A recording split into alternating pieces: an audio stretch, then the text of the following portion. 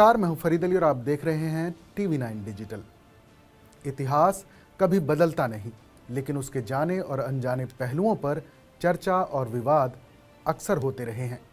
भारत में यूं तो कई आक्रमणकारी शासक आए, लेकिन मुगलों के शासनकाल को सबसे विवादित कालखंड माना जाता है। मुगलों से जुड़े भारत के इतिहास को लेकर भी अक्सर तमाम तरह की चर्चाएं और बहस होती रहती हैं। अब एक बार फिर मुगलों के इतिहास को परिभाषित किया गया है, जिस पर सियासत और विवाद दोनों जारी हैं। NCERT की कक्षा 8 की सोशल साइंस की किताब सुर्खियों में आ गई है। इसकी वजह है किताब में मुगल पीरियड यानी मुगलों के शासनकाल और उसके शासकों की नई तरह से समीक्षा। ये किताब 2025-26 के एकेडमिक सेशन से स्कूलों में लागू होगी। इस किताब में अकबर के शासनकाल को क्रूर और सहिष्णु दोनों का मिश्रण बताया गया है। ये किताब exploring society India and beyond series का हिस्सा है, जो अकबर के शासन को क्रूरता और सहिष्णुता का मिश्रण बताती है। खासतौर पर इसमें अकबर के शासनकाल के दौरान चित्तौड़गढ़ में हुए 30,000 लोगों के नरसंहार का उल्लेख है। जबरन धर्मांतरण और हिंदू धार्मिक स्थलों को तोड़कर तलवार के दम पर लोगों को इस्लाम कबूल करने के लिए मजबूर करने का भी जिक्र है। किताब में बाबर और अकबर के शासनकाल को लेकर जो चीज़ें नए सिरे से कही गई हैं, उन्हें बताने से पहले आपको भारत में मुगल इतिहास के शुरुआती दौर से रूबरू करवा देते हैं। 11वीं शताब्दी में भारत में एक नए दौर की शुरुआत हुई। भारतवर्ष ने 11वीं शताब्दी में खुद को एक नए इतिहास में ढलते हुए देखा। ये दौर था आक्रमणकारियों का। हिंदू कुश की पहाड़ियों के उस पार से आए आक्रमणकारियों ने भारत के राजनीतिक मानचित्र को नया आकार देना शुरू किया। इसमें कोई शक नहीं कि भारत ने इससे पहले भी कई युद्ध अपनी धरती पर देखे थे, लेकिन भारतीय उपमहाद्वीप में 11वीं शताब्दी में आए आक्रमणकारियों की बाढ़ पहले कभी नहीं देखी गई थी। इनमें से ज़्यादातर आक्रमणकारी मध्य एशिया यानी तुर्क और अफगान थे। ये आक्रमणकारी सिर्फ पैसे और अपने राज्य विस्तार के लिए भारत नहीं आए थे, बल्कि उन्होंने अक्सर भारतीयों पर जबरन युद्ध थोपे, वो भी इसलिए ताकि वो अपने धर्म का विस्तार कर सकें। 13वीं शताब्दी से भारत में लगातार बदलने वाले आक्रमणकारी परिदृश्य मुगलों के लंबे शासनकाल तक जारी रहे। अब आपको NCERT की 8वीं की किताब में लिखी इतिहास की उन बातों को विस्तार से बताते हैं, जिसमें अकबर की क्रूरता का जिक्र किया गया है। इससे पहले NCERT की किताबों समेत भारत में मुगलों के इतिहास और ख़ास तौर पर अकबर के शासनकाल को महान शासक वाला दौर बताया गया है। लेकिन NCERT की ये नई किताब बताती है कि 15वीं शताब्दी में दिल्ली पर मुख्य रूप से लोदी वंश का शासन था। ये दिल्ली सल्तनत का अंतिम राजवंश था, जिसने 1451 से 1526 ईस्वी तक यानी 75 साल तक लगातार शासन किया। लोदी वंश से पहले दिल्ली सल्तनत पर तुगलक और सैयद वंश का शासन था। 15वीं शताब्दी के दौरान दिल्ली सल्तनत के प्रमुख शासकों में बहलूल लोदी था, जो लोदी वंश का संस्थापक था। उसके बाद उसी के वंश के सिकंदर लोदी ने 1489 से 1517 तक शासन किया। सिकंदर लोदी के बाद इब्राहिम लोदी ने 1517 से 1526 तक दिल्ली पर हुकूमत की। इस दौर में दिल्ली की सल्तनत काफ़ी कमज़ोर पड़ चुकी थी। आज के उज़्बेकिस्तान और तब के समरकंद से तुर्क और मंगोल शासक बाबर को निकाल दिया गया था। ये 15वीं शताब्दी का दौर था, जब दिल्ली की सल्तनत काफ़ी कमज़ोर हो चुकी थी। इसी समय तैमूर लंग के वंशज बाबर ने दिल्ली के सुल्तान इब्राहिम लोदी को 1526 में पानीपत के युद्ध में हरा दिया। ये पानीपत की पहली लड़ाई कहलाती है। भारत में पहली बार इस युद्ध में गन पाउडर का इस्तेमाल किया गया था। इसके साथ ही मैचलॉक वाली बंदूकों का भी प्रयोग किया गया था, जिसमें जलती हुई तीलियों या सुतली को जलाकर बंदूक की नली में डालकर दूर तक विस्फोट किया जाता था। इस युद्ध में बाबर के हाथों हारने के बाद दिल्ली सल्तनत से लोदी वंश का अंत हो गया। यहीं से भारत में मुगल शासन की नींव पड़ी। बाबर तैमूर का वंशज था। तैमूर तुर्क और मंगोल नस्ल का था। 1398 से लेकर 1399 तक उसने भारत में 1 साल तक सिर्फ लूटपाट और कत्लेआम किया था। इसके बाद वो बहुत सारा सोना, कीमती जवाहरात, हीरे मोती समेत हजारों महिलाओं और कारीगरों को अपने साथ समरकंद लेकर चला गया। भारत में मुगलों के आक्रमण की शुरुआत तैमूर लंग के वंशज बाबर ने ही की थी। इब्राहिम लोदी को पानीपत के युद्ध में हराकर बाबर ने दिल्ली पर अपनी सत्ता जमा ली। एनसीईआरटी की 8वीं की सोशल साइंस की ये किताब कहती है, यूं तो बाबर ने अपनी जीवनी बाबरनामा में खुद को महान ऐतिहासिक मूल्यों वाला शासक दर्शाया है। बाबरनामा के मुताबिक बाबर बहुत ही सांस्कृतिक, बौद्धिक रूप से उत्सुक, स्थापत्य कला, शायरी, जानवरों पक्षियों से प्यार करने वाला था, लेकिन वो एक क्रूर, निर्दयी, पूरे के पूरे शहर का कत्लेआम करने वाला, महिलाओं और बच्चों को गुलाम बनाने वाला और इंसानों का कत्ल करने के बाद उनकी खोपड़ी की मीनार बनाने में गर्व करने वाला लुटेरा भी था। बाबर मध्य एशिया में भारत के प्रति आकर्षित था। वो इस बात को मानता था कि हिंदुस्तान एक विशाल देश है जहां बेहिसाब सोना और चांदी है। भारत की आबोहवा सेहत के लिए बेहतर है।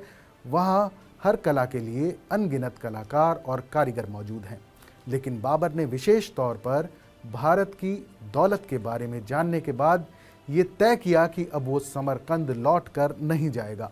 उसने भारत में ही रहकर शासन करने का फैसला किया। बाबर ने 20 अप्रैल 1526 से 26 दिसंबर 1530 तक भारत पर शासन किया। उसके बाद बाबर के बेटे हुमायूं ने 26 दिसंबर 1530 से 17 मई 1540 तक, यानी 10 साल 3 महीने और 25 दिनों तक दिल्ली की सत्ता संभाली।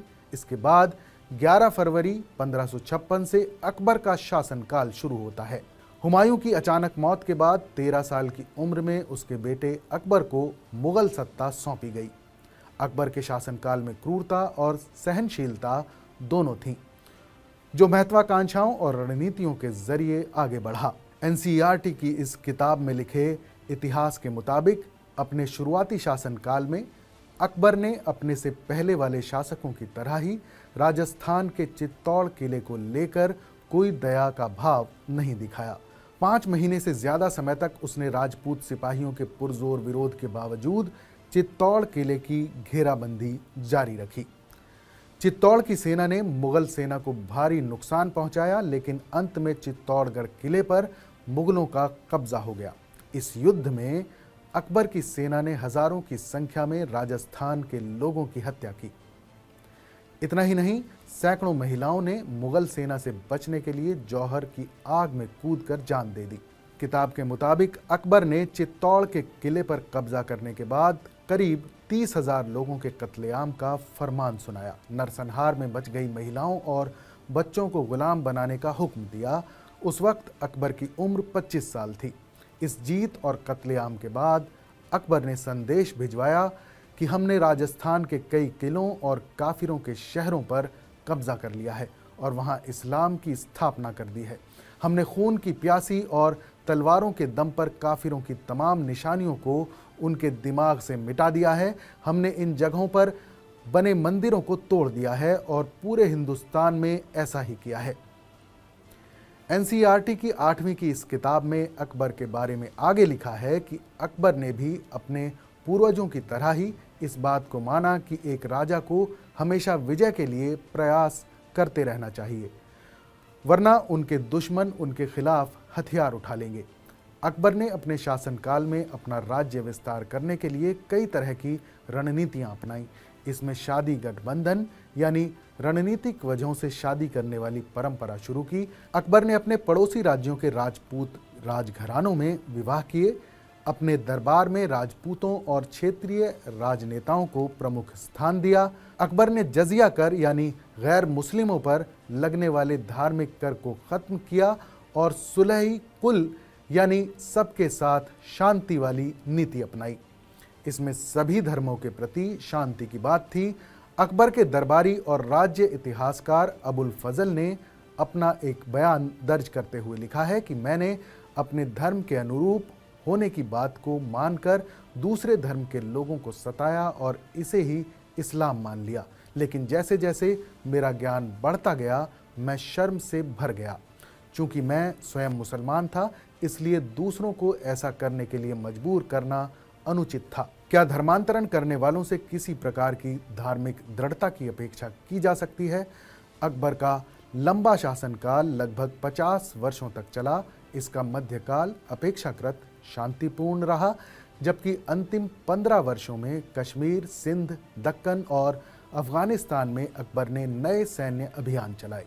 A note on histories darker periods.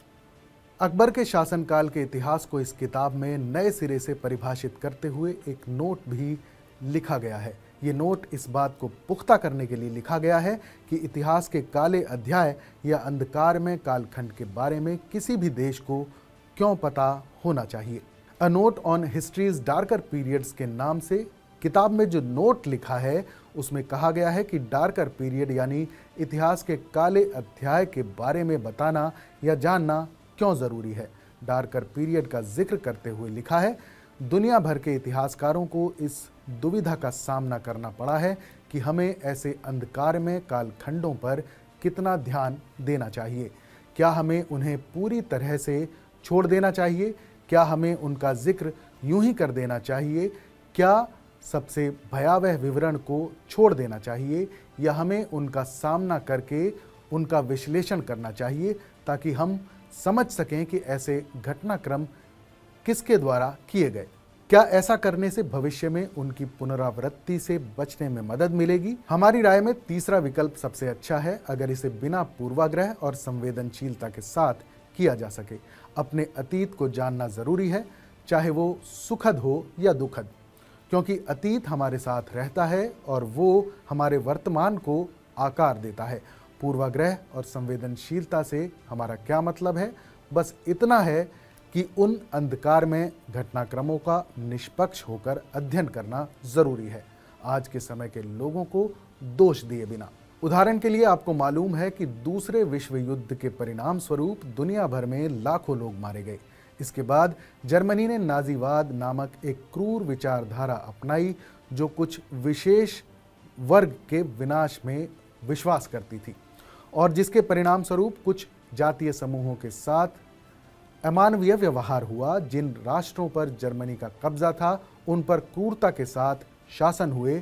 फिर भी 8 दशक पहले जो हुआ उसके लिए आज के जर्मनों को दोष देना स्पष्ट रूप से अस्वीकार्य होगा।